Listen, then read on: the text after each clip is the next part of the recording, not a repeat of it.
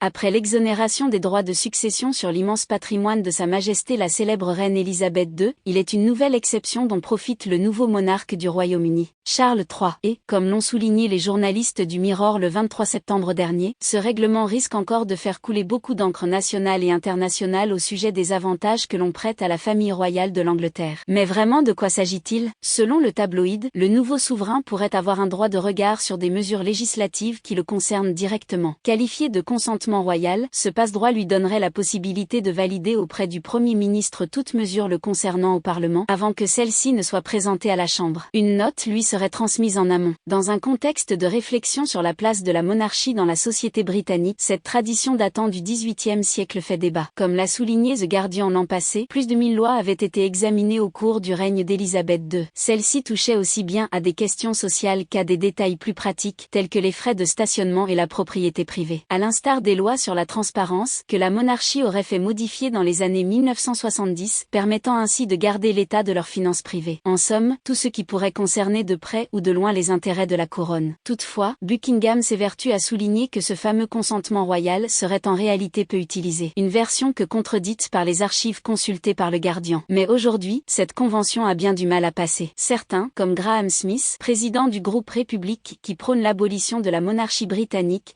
au profit d'une république parlementaire, s'insurgent. Il s'agit d'un abus de pouvoir systématique de la part de la royauté qui remonte à des décennies et qui utilise une règle parlementaire peu connue pour s'assurer que les lois que nous devons tout respecter ne s'appliquent pas à eux, a dénoncé le militant, cité par The Mirror, et de pointer le fait que les grands royaux sont exemptés des lois sur la discrimination raciale, des lois sur la protection de l'environnement, des lois sur l'urbanisme et bien plus encore. Nombre de Britanniques souhaitent abolir le consentement royal, et le média précise que la procédure serait même plus simple qu'on ne pourrait le croire, car, selon le Comité sur la réforme politique et constitutionnelle de la Chambre des communes qui s'est tenu en 2014, il s'agirait non pas d'une loi, mais d'une question de procédure parlementaire. Autrement dit, la Convention n'étant pas inscrite dans la loi, le Parlement n'aurait pas à adopter de nouveaux textes pour la supprimer. Reste à convaincre les députés des bienfaits d'une telle résolution.